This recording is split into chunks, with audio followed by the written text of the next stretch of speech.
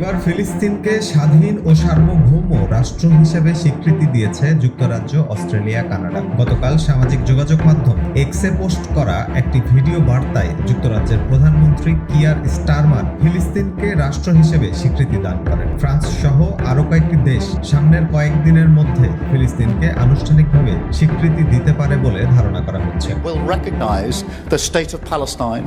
Canada intends to recognize the state of Palestine. Australia will recognise the right of the Palestinian people to a state of their own.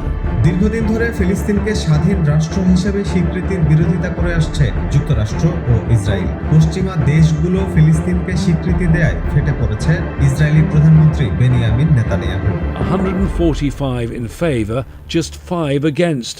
Israel and the US could only... এদিকে জাতিসংঘের ৮০তম অধিবেশনে ফিলিস্তিনকে স্বাধীন রাষ্ট্র হিসেবে স্বীকৃতির ভোটাভুটিতে অন্যতম বন্ধু রাষ্ট্র ইরানের কোনো ভোট পায়নি ফিলিস্তিন।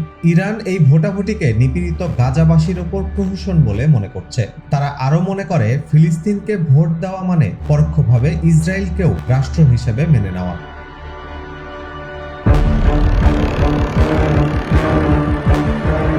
একেবারে শেষ সময়ে কোণঠাসা ও দুর্ভিক্ষ পীড়িত ফিলিস্তিনিদের অন্যতম ক্ষমতাধর দেশগুলোর স্বাধীন রাষ্ট্র হিসেবে স্বীকৃতি প্রদান কতটুকু কাজে লাগবে তা নিয়ে সন্দেহ প্রকাশ করেছেন বিশ্লেষকরা। হাসান, উইকলি ইনকিলাব।